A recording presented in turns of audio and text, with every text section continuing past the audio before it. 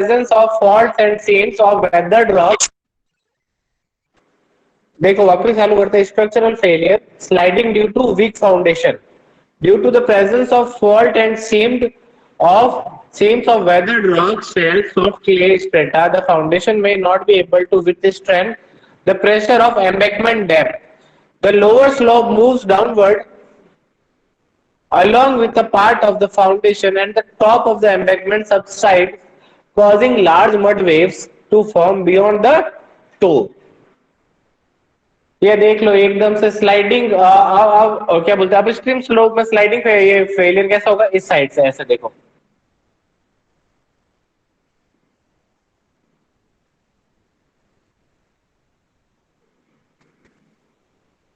और down stream side पे ये इस तरह से होगा. ठीक है ना.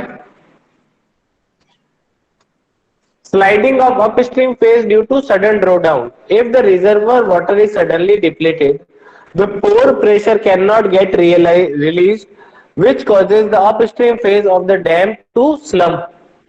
ठीक है. देखो एकदम से पानी, मतलब क्या बोलते हैं, पानी नीचे की तरफ मूव हो गया, एकदम से पानी का लेवल गिर गया, तो उसके साथ साथ मटेरियल भी साथ साथ मूव हो जाएगा. ठीक है.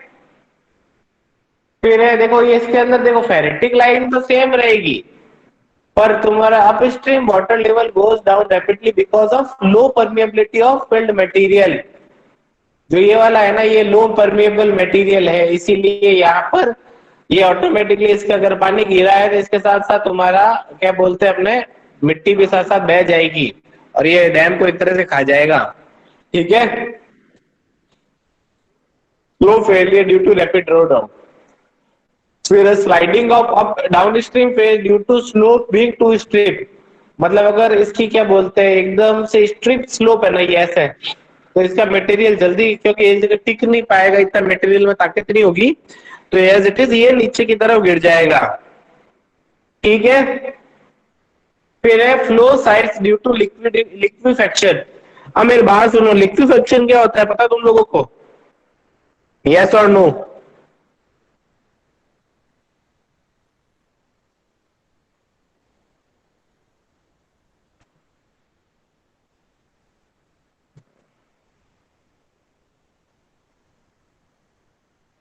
नहीं पता ना. अब देखो तुम्हें एक चीज और पूछता हूँ कि वॉल्केनिक इरप्शन पता है?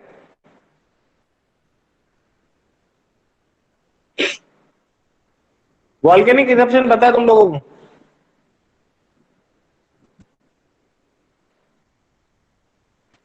वॉल्केनिक इरप्शन से जो लावा ऊपर से बाहर आता है ना, उसी तरह से जब अर्थक्वेक होगा ना, तो अगर जमीन की मिट्टी गीली है तो वो एकदम वैसे कैसे लिक्विड के फॉर्म में वो बाहर आ जाएगी सॉइल. ठीक है ना. उसे ही लिक्विफेक्शन कहते हैं. तो triggered by a shock or movement as during an earthquake, some portion of the dam or foundation में destabilise due to phenomena called liquefaction. When the effective strap drops to zero, which means the soil loses all its shear strength, it behaves like dense liquid and slides down liquefaction and the dam slumps. Dam slumps का मतलब पता है किसी को भी? Anyone?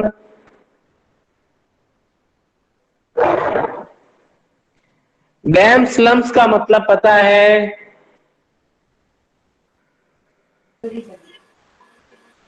Sir हाँ. Dam slumps का मतलब पता है? एनीवन?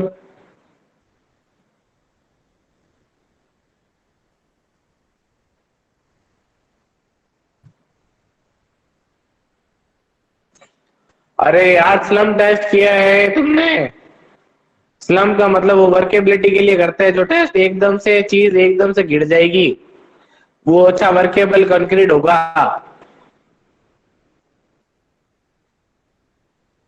ज्यादा लिक्विड भी खराब है और कम, वो एकदम से जो उसकी जो स्टैंडर्ड रखी हुई है ना, इतने इतने सेंटीमीटर तक रहना चाहिए, उसे अच्छा वर्केबल कंक्रीट बोलते हैं. पर यहाँ पर डैम स्लम्स का मतलब है एकदम से वो चीज गिर जाएगी और डैम फेल हो जाएगा. ये याद रखना. Embankment and foundation settlement. अब देखो मैं बात सुनो, Excess settlement of embankment or foundation causes a loss of freeboard.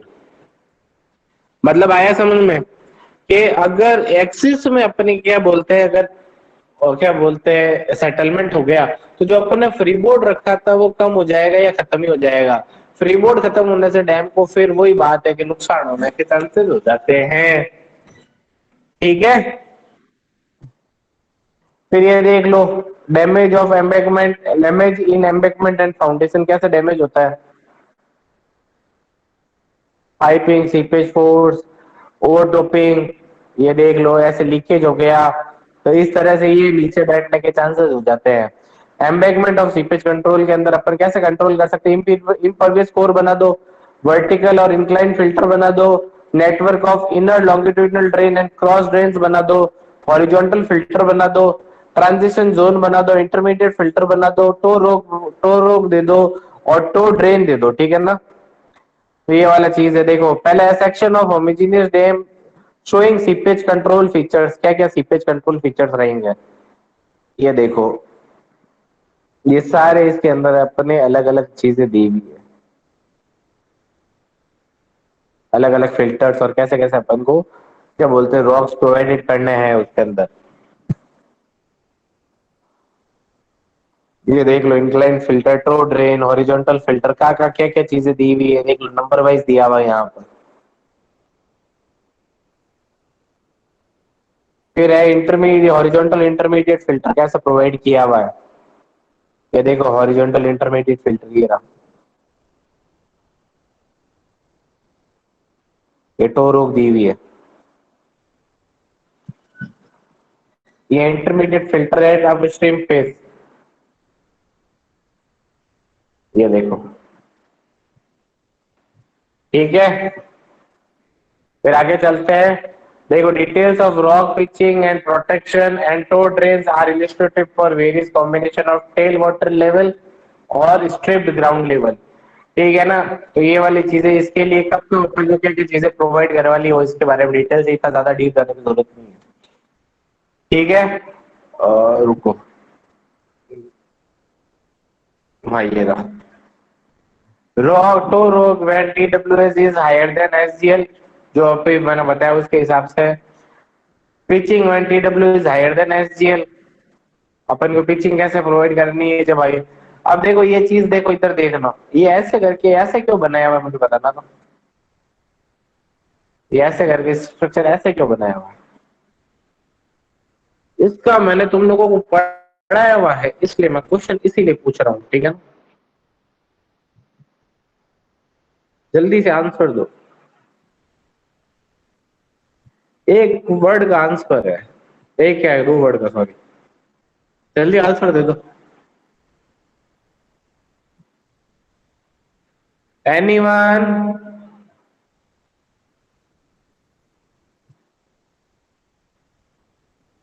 जल्दी से माइक ऑन करके दे सकते हो या अपने क्या बोलते टाइप करके दे दो, बहुत इजी आंसर है इसका।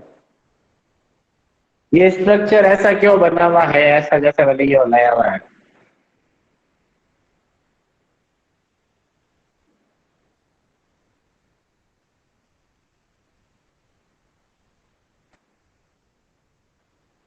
अरे यार ये बहुत इजी टॉपिक है, ये हद से ज्यादा क्या बोलते हैं, ये वाला चीज मैंने बताई भी है।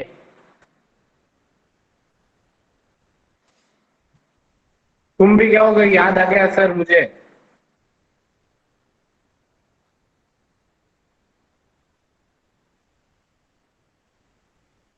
Answer fast.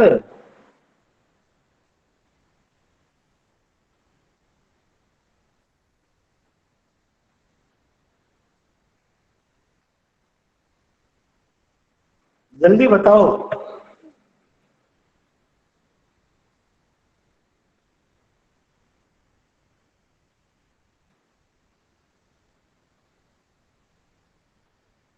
हाँ जी बताओगे नहीं, मैं मुंह भी नहीं करूंगा, देख लेना, नो आता नो लिख लो। 2 घंटे की क्लास है मेरे, क्या है, मैं तो लेता रहूंगा। तो सोच रहा था जल्दी फ्री कर दूं।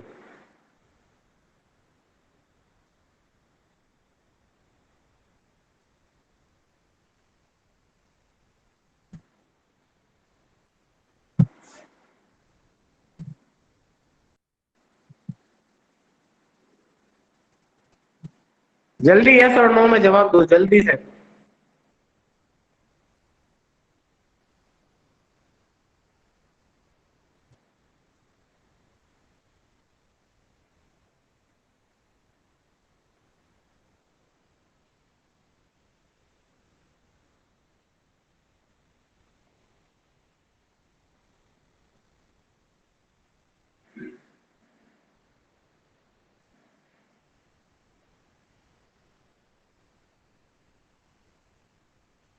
जल्दी जल्दी, यस और नो। अरे भाइयों, ये हाइड्रोलिक जंप के लिए नहीं बनाया हुआ ऐसा। ये डैम का स्ट्रक्चर ऐसा इसलिए बनाया है क्योंकि यहाँ पर हाइड्रोलिक जंप क्रिएट होगा। ये देने की क्या जरूरत पड़ी नहीं तो। Rock toe and rock toe plus pitching when TWL is higher than rock toe. Pitching when SGL is above TWL. Pitching and line toe drain. Foundation seepage control. अब देखो, seepage flow and pressure within the foundation are controlled by cutoff and by drainage.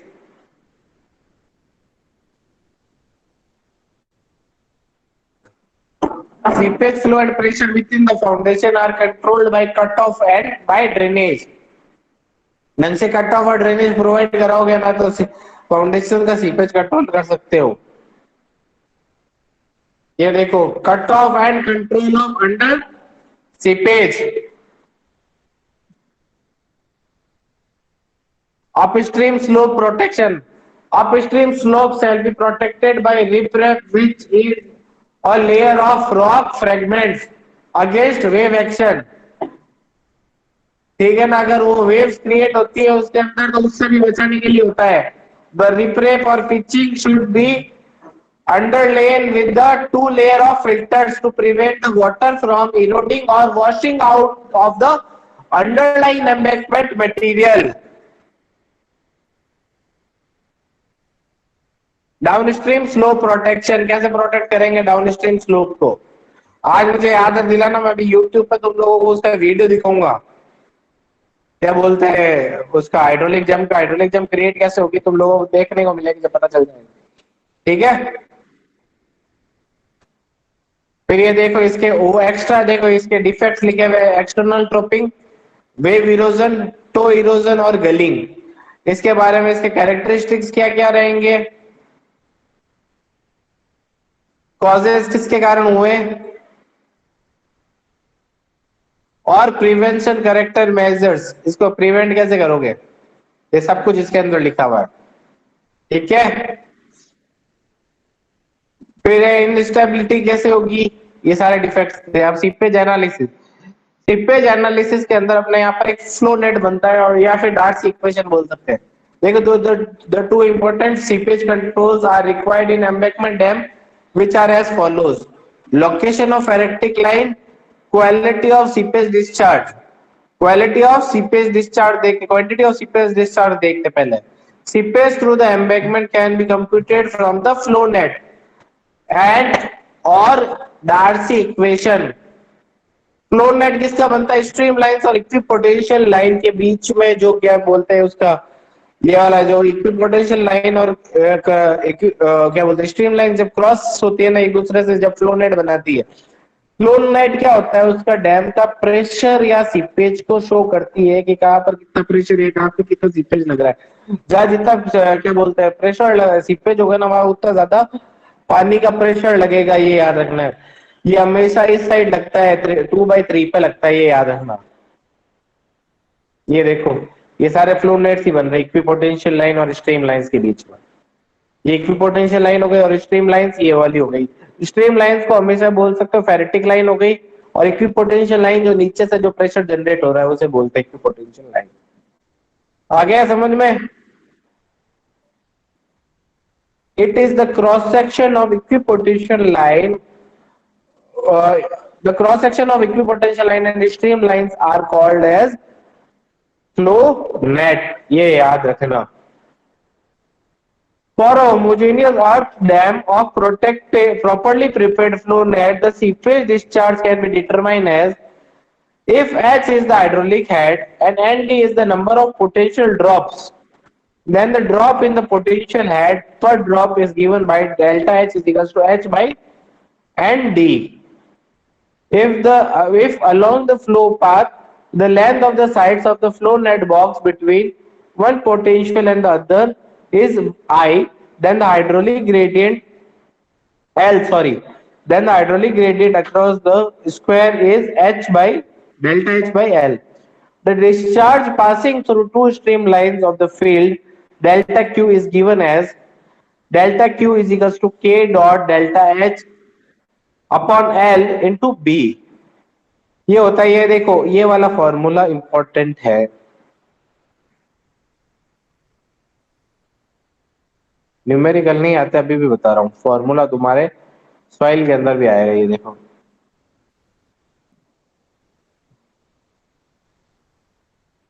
Number of flow channels कितने generate हुए the seepage, ठीक है ना. This equation can be used to find out water seepage in dam. It can also be used to find quantity of seepage in the foundation with proper flow net construction. Location and determination of ferritic line. आपका ferritic line generate होगा और कैसे उसको determine करोगे.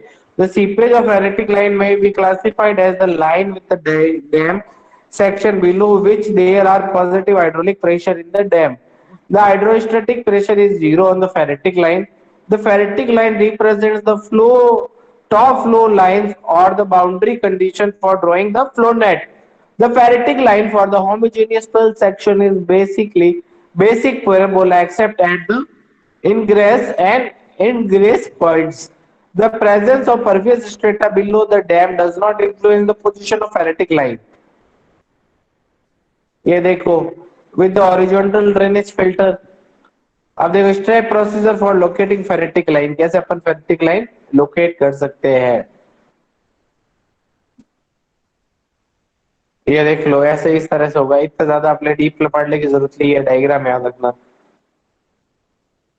The horizontal distance between the upstream to A and point B, where the water surface meets the upstream face, is calculated or measured. The point BO is then located at the surface or at the distance of 0.3 L from B with inclined discharge face. अगर inclined discharge face पे कैसे करोगे, ये देख लो. Base parabola बनाएंगे, ठीक है. ये हो गया आज का तुम्हारा ओवर. अब जल्दी से बताओ आज की क्लास में कोई डाउट था.